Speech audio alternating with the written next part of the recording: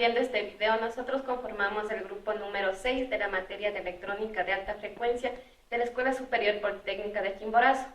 En esta ocasión vamos a explicar sobre el tema de lo ADQ. El grupo está conformado por Daniel Chico, Wilson Freire, José Quiñones y mi persona Alexandra Yanes.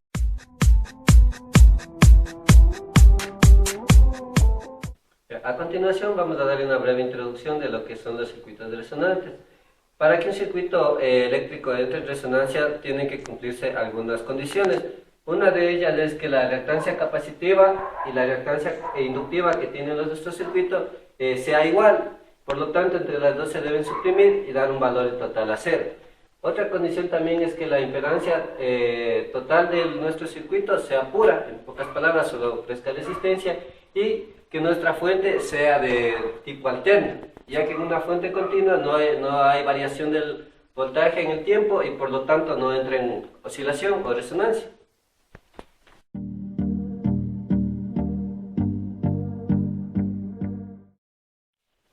A continuación vamos a dar una definición sobre lo que es la carga Q, selectividad o factor de calidad de un circuito resonante. Se define para ser igual a la relación de la frecuencia central del circuito a su ancho de banda. Como podemos ver aquí, F vendría a ser la frecuencia central, tenemos F2 que sería la frecuencia mayor, menos F1 la frecuencia menor que sería el ancho de banda. Este circuito, como se le llamó, a menudo se da la etiqueta de carga Q, ya que describe la caracterizada banda de paso del circuito resonante en el circuito real o condiciones de carga. La Q cargada de un circuito depende de tres factores importantes, como es la resistencia de la fuente, como podemos ver RS, la resistencia de la carga RL y el componente Q, que sería la selectividad.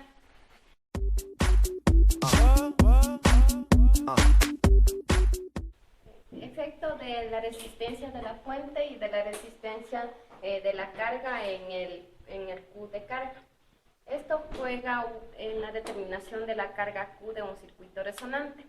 En la figura que vemos acá, trazamos una curva de resonancia de un circuito que consta de una fuente de 50 ohmios, es decir, esta resistencia va a tener 50 ohmios, un inductor sin pérdidas de 0.05 microhenrios y un capacitor de pérdidas de 25 picofaradios. La carga Q de este circuito, tal como se define por la ecuación 1 que vemos aquí, determina a partir de la gráfica que es aproximadamente a 1.1. Que tenemos aquí, esta sería la selectividad cuando la carga es de 50 ohmios. Al contrario, cuando la carga cambiamos a 1000 ohmios, nos saldría la siguiente gráfica. Aumenta la selectividad, es decir, aumenta el valor de Q.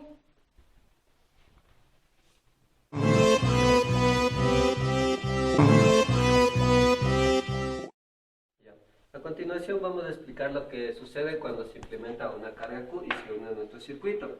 El circuito resonante, como se muestra en la figura 3, el efecto que la carga tendría sería el de aumentar o disminuir el grado o el valor de Q.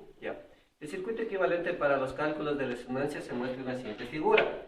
El circuito resonante ve una resistencia equivalente de R y S en paralelo con RL como su verdadera carga. Esta resistencia total es de menor valor que RS o RL y la carga Q debe disminuir. Si ponemos esta observación en forma de ecuación, como lo vemos aquí, se convierte en lo siguiente. RP es nuestra resistencia equivalente en paralelo de RL y RS, y XP sería nuestra reactancia total que tendríamos del inductor y del capacitor. La ecuación 3 ilustra que una disminución o aumento de RP aumentaría o disminuiría la selectividad. Lo mismo se puede obtener variando la reactancia o XP. Así, para una impedancia de la fuente y la carga dada, la Q óptimo se obtiene de un circuito resonante cuando el inductor es de valor pequeño y el capacitor es de un valor grande. Este efecto se muestra mediante la siguiente figura. Para la elaboración de un circuito resonante se tiene dos enfoques. Variar lo que es nuestra resistencia de fuente o variar nuestra reactancia ya sea capacitiva o ya sea inductiva.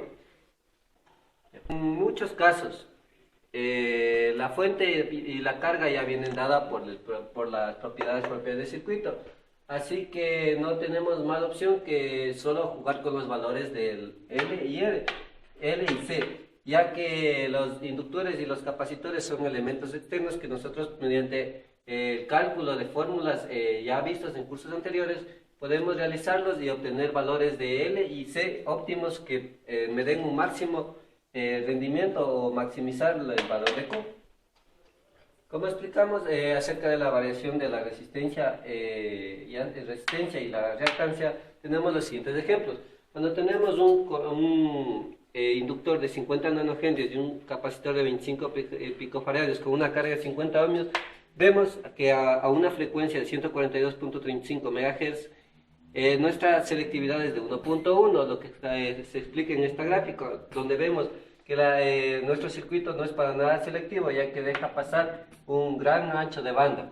Mientras que cuando variamos nuestra carga, nuestro capacitor, y lo aumentamos a 500 picofaradios, a la misma frecuencia vemos que obtenemos una Q mejorada, es decir, de un valor más grande, el cual significa que nuestra selectividad ha aumentado y ahora solo va a dejar pasar un ancho de banda desde 50 hasta los 500 MHz.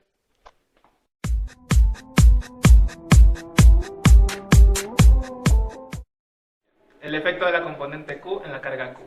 Hasta ahora hemos asumido que los componentes utilizados en un circuito resonante son sin pérdidas y por lo tanto no producirá degradación en la carga Q. En un circuito resonante sin pérdida, la impedancia vista a través del circuito de terminales en la resonancia es infinita. En un circuito práctico, debido a las pérdidas del componente, existe algún par equivalente de resistencia finita.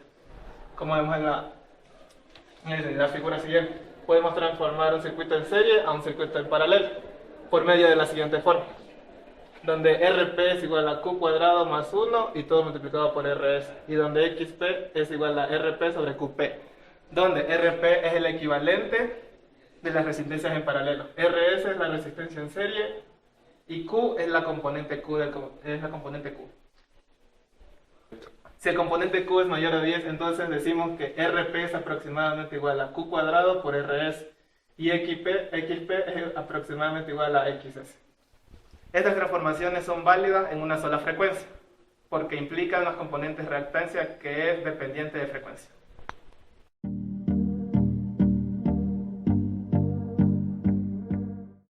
Mueve rápido. Vamos a resolver el siguiente ejemplo. Dado una bobina de 50 nanohenrios, calcular el factor de calidad Q a 100 MHz. Tenemos nuestro circuito en serie, que viene a ser nuestra bobina y nuestra resistencia.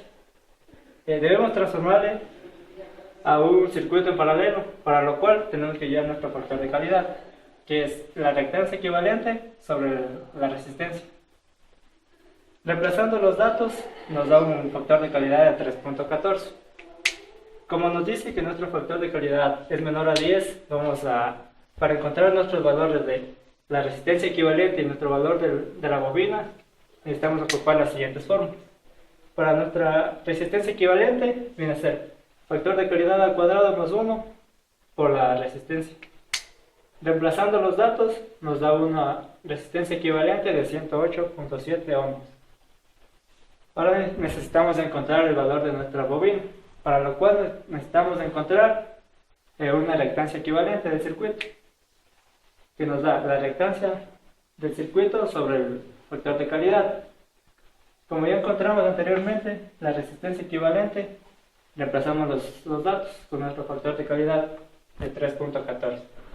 Nos da un valor de 34.62, para lo cual ya podemos hallar nuestro valor de la bobina, con la reactancia equivalente sobre la frecuencia angular, lo cual nos da un valor de 55.1 nanohertz. En el ejemplo mostrado en esta ocasión podemos ver que el potencial efecto drástico que puede ocurrir si los componentes del factor de calidad Q son bajos y se utilizan en un circuito resonante muy selectivo. El resultado neto de esta acción es que pongamos efectivamente un valor de la resistencia muy bajo. Como se mostró anteriormente, cualquier resistencia de bajo valor que desvíe un circuito resonante reduce drásticamente su carga Q y por lo tanto aumenta su ancho de banda. Bueno, hemos finalizado con esta exposición y gracias por su atención.